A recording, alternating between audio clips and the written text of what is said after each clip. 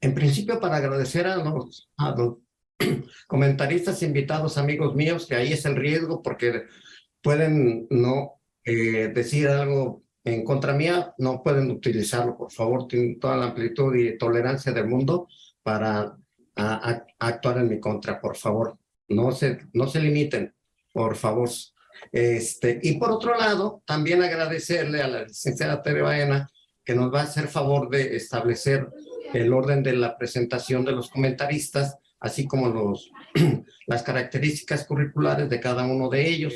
En primer lugar, les debo comentar que es un gran gusto que dar a conocer este trabajo de varios años de antecedentes, y por esa razón es enormemente satisfactorio para mí que sea, como me dice él, casi un paisano quien me acompañe.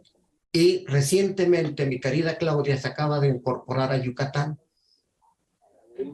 y es un gusto que los dos tengan una cercanía y de vecindad en dos razones. Una, aquí en el instituto, porque Claudia estuvo con nosotros, Francisco José, también somos compañeros de batallas, conozco su militancia política y la celebro. Y por otro lado, le repito, además de Claudia, Tere, que también fue compañera nuestra en el instituto como editora, la verdad es un gran gusto y esperemos que ya puedas hacer uso de la palabra, Tere. Bueno, pues vamos a comenzar con la presentación. Hoy nos acompaña la doctora Claudia Araceli González Pérez. Ella es doctora en estudios latinoamericanos, técnica académica en el área de publicaciones del CIALC, docente en varias instituciones de educación media superior y superior del sector público. Sus áreas de interés son teoría literaria latinoamericana y literatura del Caribe hispano. Sea bienvenida. Así también está invitado el doctor Francisco José Paoli Polio. Él fue dirigente y fundador del Partido Mexicano de los Trabajadores, junto con Eberto Castillo. Fungió como subsecretario de Desarrollo Político en la Secretaría de Gobernación, 2002, julio de 2005. Fue presidente de la Cámara de Diputados durante 1999 y 2000. En el ámbito académico se ha desempeñado como director del Departamento de Sociología y Política, Universidad Iberoamericana, abogado general de la Universidad Autónoma Metropolitana y rector de la Universidad Autónoma Metropolitana, Unidad Xochimilco, de 1982 a 1986. Es además investigador nivel 2 del CNI. Desde 2005 es colaborador de tiempo completo del Instituto de Investigaciones Jurídicas de la UNAM. Colabora también desde 2005 en la emisión semanal del programa televisivo de análisis político Primer Plano de Canal 11. Entre sus publicaciones se cuentan La Guerra de Castas en Yucatán 2015, Las Guerras de Justo 2011, Teoría del Estado 2010, Organización y Desarrollo de las Ciencias Sociales en México 1990, Método, Historia y Sociedad en Durkheim 1990, Salvador Alvarado, Estadista y Constructor de Instituciones 1994, Memorial del Futuro 1996, Yucatán y los Orígenes del Nuevo Estado Mexicano, Gobierno de Salvador Alvarado 1915-1918, Historia y Cultura en Yucatán, El Socialismo Olvidado de Yucatán 1997. Sean bienvenidos. Adelante, doctor. Bien, pues en primer lugar, como ya lo hizo don José Isidro, que yo prefiero llamarle nada más Isidro, porque nos pusieron las mamás y papás José a tantas gentes que acaban llamándonos Pepes, pero yo me identifico con el otro nombre, soy Francisco José, pero me identifico con Francisco, y a mi querido amigo José Isidro, yo lo identifico como Isidro. Perdónenme, pero así voy a referirme, porque si se llama uno José, como en México tantos nos llamamos Josés, nos confundimos. Bien, le agradezco mucho a Isidro haberme invitado a comentar su libro, El Estado Transicional Contemporáneo, recientemente publicado este mismo año, aunque tiene una vieja data de cuando se originó, cuando él hizo su tesis doctoral, si no recuerdo mal, que fue en la Facultad de Filosofía y Letras de nuestra universidad.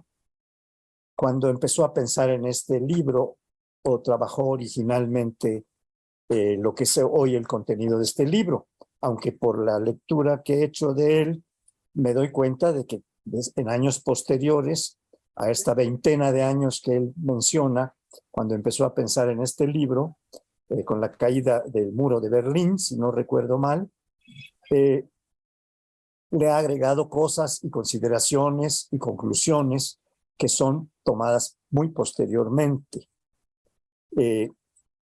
Y quisiera empezar diciendo que, a propósito del título, El Estado Transicional Contemporáneo, que todo en la vida humana es transicional, todo. La vida misma de cada ser humano, de nuestra especie, el ser de nuestra especie, es finita y de breve duración, mucho más breve de lo que desearíamos. Muy pocas personas en nuestro tiempo alcanzan o rebasan los 100 años, muy pocas. Se dice que con el avance de la ciencia y las tecnologías, sobre todo en materia de salud, de alimentación, etcétera, pronto, tal vez en algunas décadas, logremos alcanzar los seres humanos un promedio de vida o esperanza de vida, como dicen los demógrafos, de 140 o 150 años. Esto es lo que ocurre con los seres humanos individuales, o lo que puede llegar a ocurrir en un plazo no demasiado largo, tal vez de este mismo siglo, que empiecen a alcanzar los seres humanos estas fechas de 140 o 150 años. Lo que sucede, y el verbo suceder es un verbo transitivo, como el título del libro del doctor Saucedo, es un libro, lo que sucede entonces en las instituciones, suceder es algo parecido, aunque ciertamente más duradero de lo que pasa con las personas individuales. Y el Estado es un conjunto de instituciones públicas y ellas tienen duraciones relativamente más largas que las de los seres humanos. Hay muchas instituciones públicas que se desenvuelven en las distintas sociedades, que alcanzan a vivir o a durar por varios siglos y algunas de ellas por varios milenios, ¿verdad? Estas instituciones en donde empieza a formarse el Estado como un conjunto de instituciones públicas. El libro de José Isidro Saucedo González, El Estado Transicional Contemporáneo, me parece muy relevante en su reflexión sobre el Estado en términos de verlo como un conjunto transicional de instituciones que van cambiando constantemente y que puede y debe, yo diría, estudiárseles en distintas etapas históricas, porque los cambios llegan a ser muy grandes.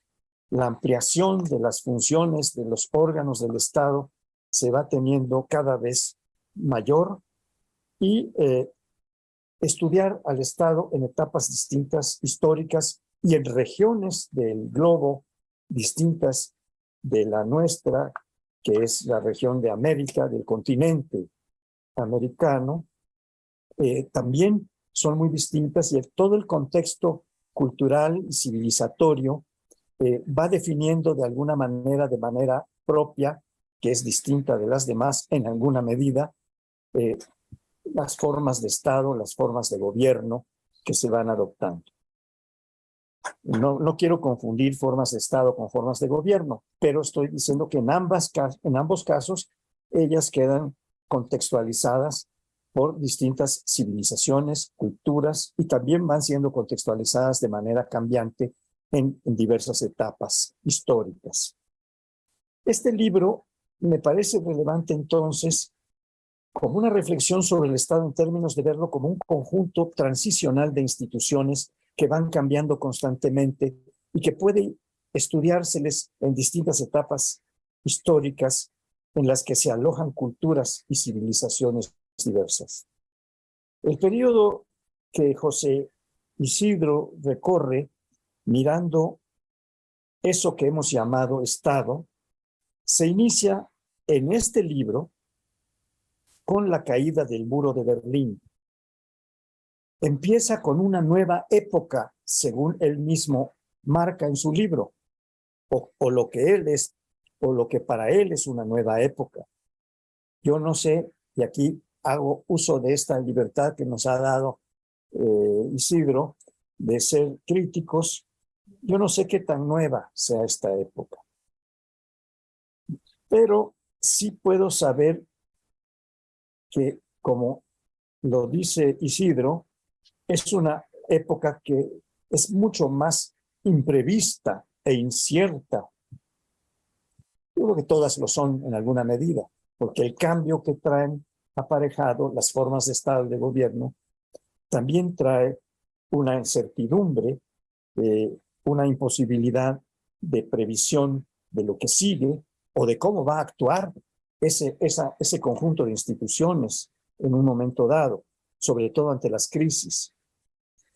Pero esta época también señala Isidro, y lo subrayo porque lo citaré textualmente, esta época es también al mismo tiempo que imprevista, incierta, que nos lleva a la dubitación constante, es al mismo tiempo novedosa y prometedora de perspectivas por definir, así lo dice Isidro, lo cual introduce en el análisis lo que a mi juicio dijo Ernst Bloch, llamándolo el principio esperanza, que es un principio de orientación utópica.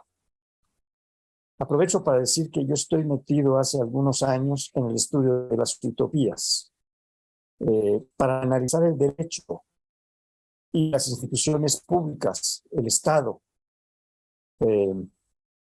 Este formidable filósofo alemán, Ernst Bloch, publicó estas ideas en 3 tomos muy largos, muy buenos, que se llaman El principio esperanza. Y va introduciendo, a mi juicio, Isidro, en el análisis suyo, el que hace Ernst Bloch, y propone como ver esta realidad o estas instituciones con esperanza. Es decir, es un principio que lleva a la orientación, que lleva a la búsqueda de una nueva circunstancia personal, familiar, comunitaria, nacional o internacional de la especie para tener mejores condiciones de vida que las que tenemos ahora. Así se construyen las utopías. Así construyó el autor de la utopía, que es Tomás Moro, en el siglo XVI a principios, pero no es el primero que construye utopías. Las utopías, milenios antes de Moro, se habían venido construyendo en varios continentes, en todos probablemente en todos donde había seres humanos, ¿no? Pero son muy destacadas las que se producen, que yo conozco un poco mejor, en Occidente, empezando por las de los griegos, por la Biblia, que no es Occidente donde se produce, porque es Asia más bien, Asia Menor, donde empieza a producirse este gran libro de los judíos, que después pasa a ser también de los cristianos, ¿verdad? Según explica este filósofo alemán del siglo XX, nos va dando una orientación utópica que explica que los seres humanos estamos constantemente pensando en cómo mejorar nuestras vidas, para decirlo así muy llanamente, cómo tener mejores condiciones de vida, cómo tener la mejor alimentación, la mejor casa, la mejor esposa o esposo o pareja, los hijos que deseamos, cómo los educamos, etcétera, cómo debemos educarlos, cuál es la mejor manera, y se van construyendo utopías de muy distinto tipo.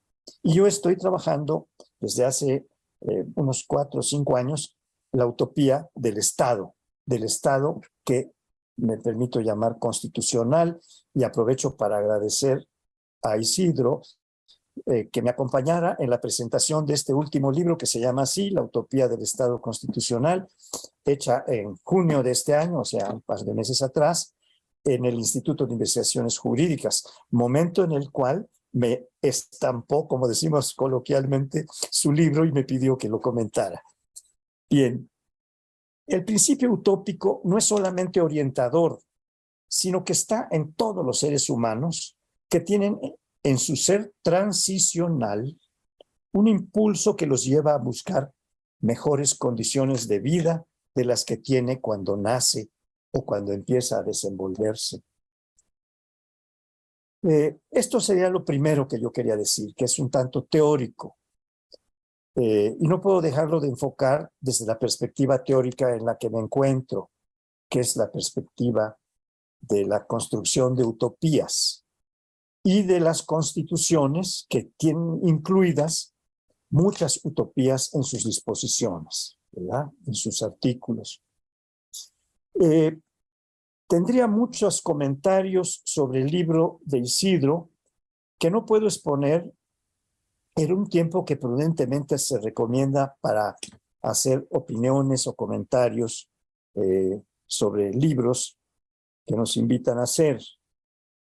En esta presentación del interesante libro que ven comento, me voy a referir solamente a uno de los temas que trata y que puede ubicar Isidro y que puede ubicarse como uno de los más claramente identificables con la situación con la que estamos viviendo en la actualidad.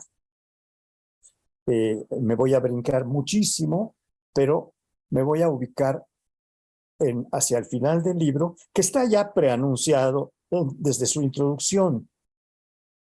Me voy a referir solamente a este tema que habla de lo que estamos viviendo en relación con el Estado en la actualidad. ¿Qué tan larga es esta actualidad? Bueno, en la etapa que señala Isidro es de la caída del muro de Berlín, 1989, hasta nuestros días.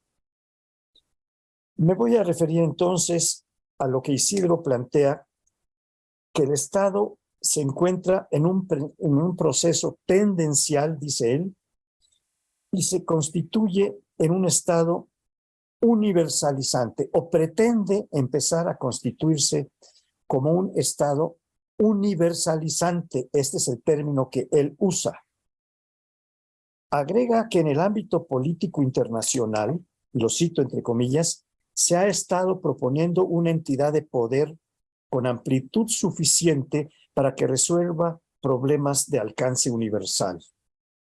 Esta tendencia, remata el autor, se encuentra precedida por una de carácter regional, o mejor dicho, al Estado universalizante le precede un Estado regional, ya no nacional, según las configuraciones de interés económico en los diferentes continentes. Asimismo, dicha tendencia, nos sigue diciendo Isidro, creemos que será la que se irá proponiendo como alternativa a la del Estado nacional en cuanto instrumento del orden político adecuado para una época, pero que en la actualidad tiende a ser superado. Es decir, la tesis del Estado como Estado nacional está siendo superada en los hechos, en los actos, día con día desde hace ya varias décadas. Claramente en este siglo XXI está ya en vías de ser completamente o ampliamente, por lo menos, superada la teoría del Estado nacional, de una institución que se organiza en una sociedad nacional, que responde a una nación. La nación puede ser multicultural, etcétera, como es en muchas ocasiones, como es en nuestro caso, pero es en una sola nacional que se establecen durante unas fechas muy amplias que podemos empezar a detectar desde finales del medioevo, con el surgimiento de lo que se ha llamado la época moderna, el Estado moderno, después de concluir el medioevo y empezar el Renacimiento. No quiero abusar del uso del tiempo para este comentario. pero me siento obligado a referir una de las conclusiones al que llega el libro de Isidro. Y la voy a citar textualmente de nuevo para poderla comentar un poco, por lo menos, a reserva, como tendría la ilusión de hacerlo con Isidro más largamente y con ustedes, los que estén interesados, porque creo que con este trabajo que he leído de Isidro, he leído otros anteriores suyos, pero en este claramente del estado transicional, me parece que podemos empezar un diálogo que ahora yo daría algunas de las señas con base en las cuales podríamos compartir esta reflexión académicamente, pero en el terreno que quieran, puede ser políticamente, culturalmente, en fin.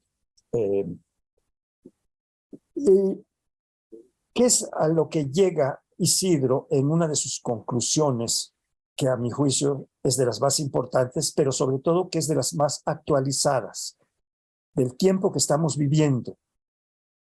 El planteamiento de que la democracia es un aspecto también insoslayable de toda organización social que legitime un poder con la pretensión de ostentarse como Estado. Esos son los términos primeros en los que dice, que nos dice en esta conclusión Isidro. Pero agrega, en ese sentido, la globalización de la economía en 3 regiones comercialmente en unificación conserva insoluble aún el tema de la democracia como un constituirse como un Estado legitimado por la aceptación consensual de sus miembros.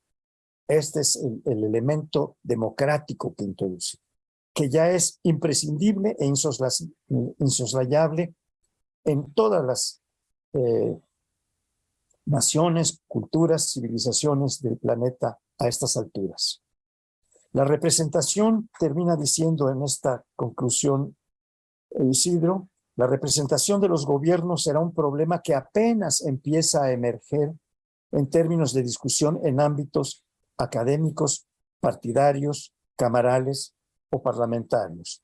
Y ahí yo voy a introducir una pequeña, pues, si no objeción, un matiz que a lo mejor no es tan pequeño. Porque tengo la impresión que no solo académica, sino políticamente, hemos avanzado en algo más que la discusión en los ámbitos como los mencionados por Isidro, es decir, los ámbitos académicos, partidarios, camarales o parlamentarios. Esta impresión está basada en varios ensayos relativamente recientes de distintos analistas que usan la multidisciplina de ciencias sociales. Es decir, no solo una disciplina, sino utilizan la economía, la sociología, la antropología política, el derecho internacional, el derecho en varias ramas, pero el internacional muy particularmente. Esta impresión, pues, que tienen distintos analistas, no solo es una impresión analítica o teórica o académica o cuando mucho de debate parlamentario, es algo que ya está ocurriendo en nuestros días desde hace tiempo. Y esto es la introducción de esta crítica que yo hago al libro que no es una crítica absoluta, ni mucho menos, es una crítica en términos de decir, esto está mucho más actualizado que lo que nos plantea en su libro al final Isidro. Realmente, esta impresión es que se están formando desde hace tiempo, muchas décadas algunas, la formación de, llamémosles, autoridades internacionales que toman una región, una subregión, algo más que un país o una sociedad nacional. Hace mucho que esto está ocurriendo. Y él mismo se refiere a varias cosas en su libro que contradicen un poco de que apenas está en discusión en ámbitos académicos. No, ya se está incluyendo en algunas autoridades que lo son a nivel planetario o internacional, como el Tribunal de la Haya, por ejemplo, que sus sentencias son válidas, sobre todo en materia de derechos humanos, o los tribunales o comisiones de derechos humanos que existen como instituciones en las distintas regiones del planeta y que ya están dando señas, sentencias, acuerdos y decisiones que afectan a todo el globo, o por lo menos a regiones muy amplias de este globo. Yo quisiera, por último, no solo introducir la crítica, sino ofrecer al menos un texto, porque podría yo proponer varios, pero esos los dejo para este diálogo que le estoy proponiendo a Isidro iniciemos. Y les voy a proponer solo un texto en donde un libro reciente, publicado en 2000, en español al menos, de dos autores, uno europeo y otra, porque es una pareja de autores, un hombre y una mujer, los dos politólogos, los dos muy enterados de políticas públicas, pero uno, el europeo, está intensamente ocupado de la Unión Europea, de lo que pasa en la Unión Europea, de sus avances, pero también de sus crisis, en el Brexit y todas estas cosas, ¿no? Y ella es una politóloga especialista en políticas públicas estadounidense que se llama Ashley Beall. El libro se llama Democracia y Globalización.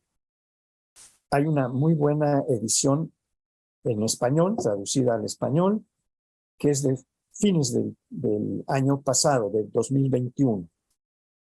Y ella y él trabajan apuntando cada uno rasgos de sus regiones, de su región americana, ella, que no es solo de América, de los Estados Unidos de América, es América del Norte y en realidad es de toda América.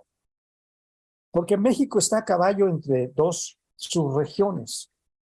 La de América del Norte, donde nos hemos enmarcado, sobre todo a partir del Tratado de Libre Comercio de América del Norte, como se llamó Telecán, pero desde antes, sobre todo por algunas cosas que nos enlazan indudablemente y en la práctica, como son las migraciones, que empezaron por ser migraciones de los estadounidenses poco tiempo después de que se desarrolla la República Independiente de los Estados Unidos, que se llamó Estados Unidos de América, cuando los que bajan a la región del sur son los estadounidenses que bajan a Nueva España a tomar territorios y a trabajar en lo que era un territorio no solo de Nueva España, sino después de México, porque México declara su independencia, obtiene su independencia en 1821, y hay una migración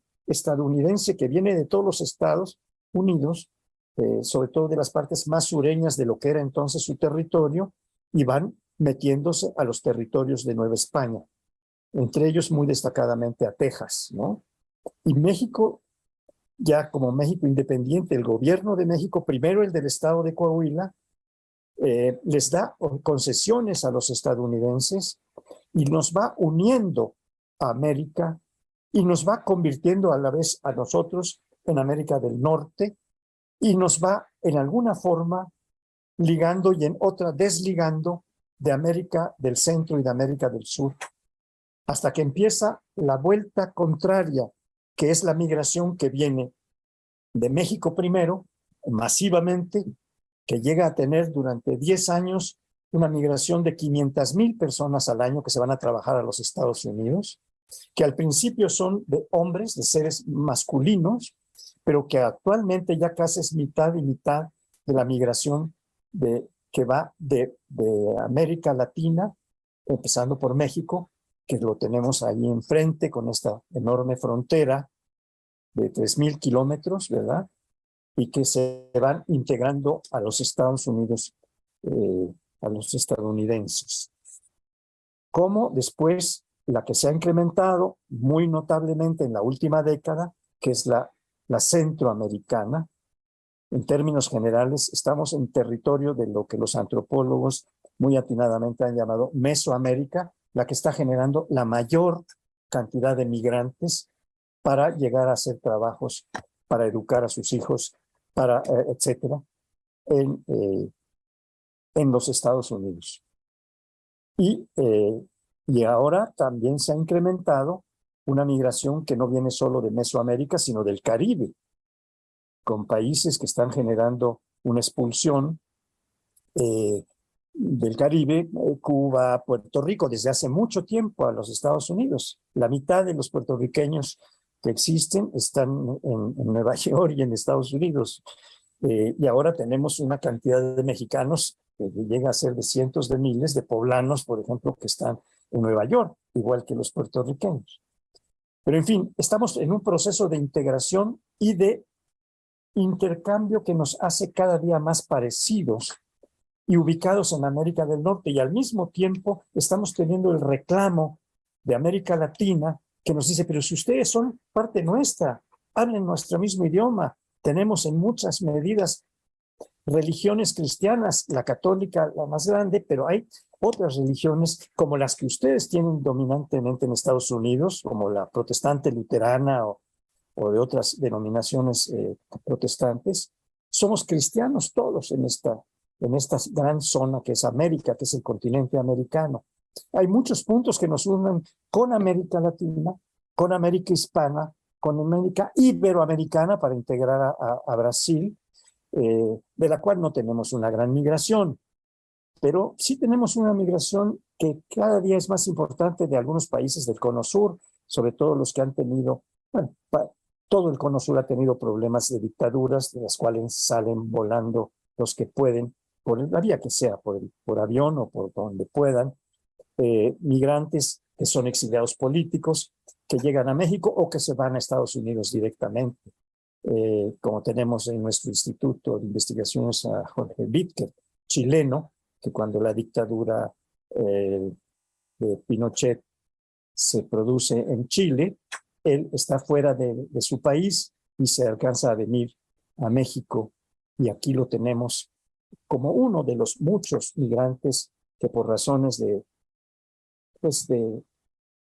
política, de persecución política, se vuelven habitantes de nuestros países, y muchos de ellos ya se han puesto en la condición de ciudadanos, de nacionales de nuestro país y también de los Estados Unidos. Entonces, esta es todavía una etapa, sí, muy transicional en la que estamos. ¿Qué somos nosotros? ¿Somos latinoamericanos? ¿Somos iberoamericanos? ¿Somos angloamericanos? Que nos estamos yendo, o que tenemos 3 generaciones. De México se calcula que hay alrededor de 36 millones de mexicanos de 3 generaciones que ya son ciudadanos de los Estados Unidos, o por lo menos tienen residencia, o por lo menos están tratando de tener una de estas 2 condiciones, aunque vivan sin papeles, lo que llaman migrantes ilegales, que nosotros llamamos indocumentados, más eufemísticamente. Bien, pues yo quiero agradecer su atención a estos comentarios y insisto en que este es un diálogo que me gustaría continuar con Isidro y con ustedes, los que tengan interés, y vamos a encontrar la forma de hacerlo en breve. Yo hago algunos adelantos de que yo empecé a trabajar este tema de las utopías del Estado desde mi texto de Teoría del Estado, su primera edición, que fue en 2009, y en las 2 siguientes ediciones, que conoce bien Isidro, porque yo se las he dado, y en la última tengo toda una nueva unidad que se llama,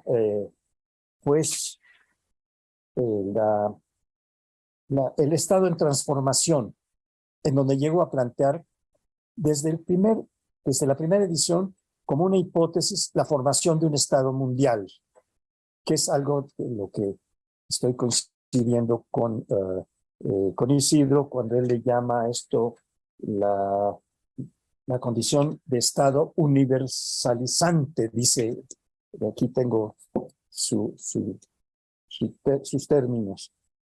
Y la segunda aportación que yo estoy intentando hacer es la que planteo en este libro de la utopía del Estado constitucional, que también termina con la formulación cada día más afinada del Estado mundial como hipótesis, pero donde ya hay un conjunto de instituciones que voy citando en este libro, en donde ya hay autoridades públicas internacionales que están siendo reconocidas en una región del planeta o en todo el planeta, algunas de ellas, por lo cual no es solo un diálogo entre parlamentarios, académicos, etcétera. Esta es la crítica que yo introduzco, estimado Isidro, y con eso termino mis comentarios. Gracias. Muchas gracias, doctor Paoli Bolio. Damos el uso de la palabra a la doctora Claudia Araceli González Pérez. Adelante, doctora. Muchas gracias. Yo realmente estoy gratamente sorprendida por la invitación. Realmente es un ámbito, el de la filosofía, es un ámbito que me atrae, y la deferencia de Isidro para mi persona, pues realmente me conmovió, aunque yo les advierto a los asistentes que pues no poseo los recursos críticos que tiene el doctor Paoli Bolio. No obstante, traté de subsanarlo con un poco de los recursos de mi área, porque pues yo vengo del área satinada de las letras, ¿no? Donde todo es así como, pues más suavecito, ¿no? Y se queda como en un terreno subjetivo. Y traté de hacer una pequeña cartografía del libro para, como una invitación de lo que se puede encontrar, ¿no? A lo largo del libro, que es mucho, yo creo. Y pues bueno, lo redacté, lo puse por escrito para justo no derivar y por las limitaciones, como les digo, de mi formación, no de llegar a cometer algún error. Entonces voy a proceder. La propuesta del autor, el doctor Isidro Saucedo González, para presentar en este evento académico el libro El Estado Transicional Contemporáneo, Fuentes para su comprensión, además de halagarme, me sorprendió, bueno, ya es, puesto que la servidora, además de tener un entusiasmo sincero por la filosofía, no cuenta con los rudimentos suficientes para juzgar críticamente o ponderar con justicia un trabajo de la envergadura de esta investigación nutrida y potente. Acepté, no obstante, porque confié en que se trata de un texto que me enseñaría mucho, y me estimularía a indagar en torno al tema. Además, soy testigo en el tiempo del largo y detallado trabajo realizado por el autor, y también en su oportunidad, incluso supe de los obstáculos que se le impusieron por distintas razones que el mismo autor esboza en la introducción. A decir del doctor Saucedo, la crisis que sobrevino a la caída del muro de Berlín siguió produciendo anquilosamientos y reticencias en lo que se supondría debiera ser un pensamiento capaz de criticarse a sí mismo, revisarse. Muchas fueron las críticas y las posturas pesimistas al terminar el periodo del socialismo realmente existente en varios países de Europa, y largo el tiempo en que se pudiera reconsiderar proponer una lectura audaz de lo sucedido. Es en este cuadrante donde considero el trabajo del doctor Saucedo ocupa un lugar digno. Con su propuesta conceptual de leer las actuales condiciones económicas y políticas globales a través de la noción del Estado transicional, a mi parecer, aportaba ya hace más de una década un punto de vista muy interesante, si bien polémico para el pensamiento casi dicotómico de entonces, entre paréntesis, y de siempre. El terreno filosófico en que se mueve el autor es muy vasto y percibe con agudeza una gran cantidad de matices y debates entre los filósofos previos a Marx, los marxistas y los críticos a este pensamiento. Sin duda, para poder seguir provechosamente la disquisición del profesor Saucedo sería necesario no solo manejar, sino manejar críticamente desde una reflexión pausada el caudal de autores, teorías y debates en el seno de esta disciplina. Además está la conciencia insoslayable de que en este ámbito del pensamiento hay una comunicación bastante directa con actos de gobierno, porque ya es casi verdad de perogrullo, pero no por eso menos inquietante, que el pensamiento marxista no solamente pretendía explicar el mundo, sino transformarlo. El libro defiende su derecho de insertar una lectura propia del panorama histórico luego del fin del socialismo real. Para ello tiene en cuenta la economía como un dispositivo para esta nueva manera de entender al Estado, al que va a llamar transicional. Aclara el autor que lo transitorio es una noción propia del ámbito filosófico desde los orígenes de esta disciplina, lo que decía en un inicio el doctor Bolio, y me complace que también lo haya marcado. Insiste en que su lectura del comportamiento cambiante y dinámico de los estados en el mundo bien pueden ser interpretados con este concepto. Lo más significativo de esta nueva época son sin duda las pretensiones de configurar zonas o regiones de exclusividad económica bajo reglamentación jurídica con obligaciones comunes para los países participantes. Esa es una cita textual del doctor Saucedo. Y aquí también coincidí con esta remarcar en el término de Estado universalizante. Pues más adelante, en la introducción aventura una noción adyacente a la del Estado transicional o una consecuencia del Estado transicional, que es este Estado universalizante. En ambas concepciones prevalece el intercambio comercial como motor generador de esta manera de explicar la razón de ser del Estado. Coincido ampliamente con que son poderosas las razones comerciales, económicas, culturales y sociales en la nueva configuración de los países y en el comportamiento del Estado, que si bien no ha desaparecido, sí se presenta transfigurado en distintas medidas a lo largo de las décadas. No hay que omitir que el doctor Saucedo menciona que su trabajo responde a un reto e invitación que un universitario notable hizo a los investigadores de la época: reflexionar la realidad emergente a partir de paradigmas diferentes a los que se imponían por tradición. Entonces, pues este libro, considero yo, responde a esa convocatoria, ¿no? Y creo que a pesar de los años y a pesar de la situación, pues fue una alternativa que tomó el doctor Saucedo con gran capacidad. Y pues eso es lo que yo puedo decir en términos generales. Y bueno, procederé a comentar de manera muy, muy sucinta los capítulos y la conformación del libro. Entonces, el libro está compuesto de 4 capítulos que a su vez se están divididas en 2 partes. El primer capítulo constituye un apartado teórico conceptual donde el autor despliega una deslumbrante enciclopedia de referentes filosóficos. Eso es, para alguien que no es del palo filosófico, pues resulta, además de muy interesante, motivante, es apabullante, te lo tengo que decir, Isidro. En la nómina que además va desarrollando conceptual y temporalmente, aparecen consideraciones en torno al pensamiento hegeliano. Esa es la primera probadita, ¿no?, de teoría. Las recuperaciones y reformulaciones que de este pensamiento hizo Karl Marx y muchos de los continuadores o críticos de este último. También en este capítulo el autor nos ofrece la definición de las herramientas teóricas con las cuales apuntala su tesis y, bueno, da una serie de fundamentos de lo que es la dialéctica marxista y, bueno, su debate con la hermenéutica crítica. Entonces, bueno, para quien quiera, y eso lo digo a continuación, para quien quiera un poco ver la propuesta de diferentes escuelas filosóficas en su diálogo, pues este es un ejemplo bastante contundente de cómo se hace este ejercicio de reflexión. Entonces, bueno, por otra parte, en el capítulo 2, que se llama Filosofía Política Italiana, el nombre se explica porque los pensadores italianos fueron quienes acuñaron el concepto de Estado-Nación, según nos dice aquí el doctor Saucedo.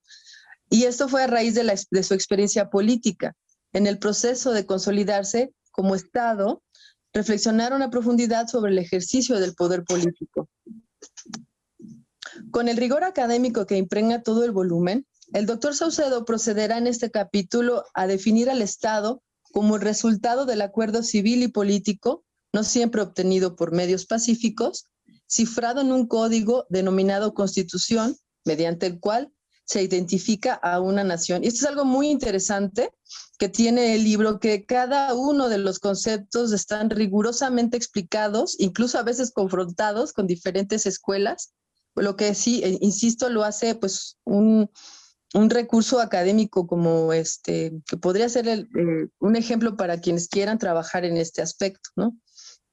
Hay que decir que aquí, además de consignar y discutir ampliamente las herramientas que aportan los filósofos que dan nombre al apartado, el doctor Saucedo no deja de tener en cuenta incluso filósofos mexicanos, por ejemplo, Horacio Labastida, pero o pensadores mexicanos, y también pues siguiendo la idea de Casanova, ¿no? De González Casanova, con la que inicia.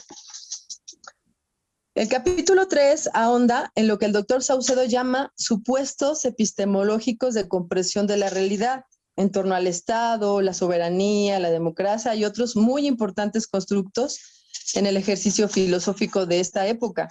Aquí cabe recalcar, por si no estaba claro, que estamos ante una disquisición no prejuiciada ni parapetada en lo ideológico a la hora de nominar y problematizar la profusa convocatoria de escuelas, épocas, lecturas, sucesos e incluso aberraciones, como la necesaria definición del nacionalsocialismo, por mencionar la más resonante. Ya voy terminando. El capítulo 4 constituye la explicación en torno al concepto justamente del estado transicional, que es de suyo dinámico. Como lo hizo con los apartados anteriores, el autor no se limita a explicar el concepto, sino que acude a una revisión contextual del pasado reciente. Por ejemplo, a los saldos de la globalización y el subsecuente trastocamiento de lo que solían ser hasta entonces algunos estados nacionales, que parecían inconmovibles. Obviamente no puede faltar un alto en la caída del bloque soviético y algunas lecturas respecto de qué motivó este hecho. Así también la reflexión en torno a la conformación de la Comunidad Europea, sin perder de vista su tesis inicial, a saber, el concurso inobjetable de la economía en esta relación política cambiante, como lo constata cuando menciona el Brexit, ¿no? Que es un hecho más reciente.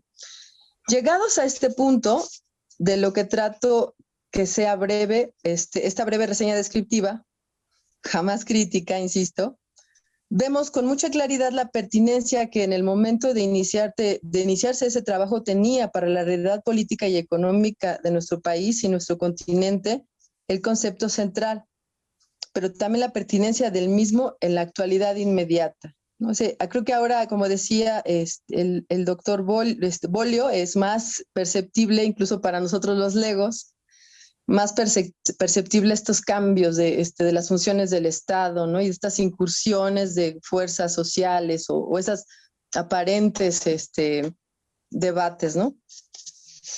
La renovación del TLC, ahora llamado TEMEC, la inédita, aunque previsible, ascensión del conservadurismo en Europa y Estados Unidos, así como la nueva relación de fuerzas entre los mencionados estados poderosos frente a China o la India, o esta segunda ola de gobiernos con posturas que se dicen de izquierda, pero obligadas a negociar a fondo con el poder económico, son un estimulante contexto para revisar con detenimiento, así como fue escrito, el texto que hoy nos reúne. En fin, este libro puede satisfacer las expectativas de dos tipos de lectores al menos.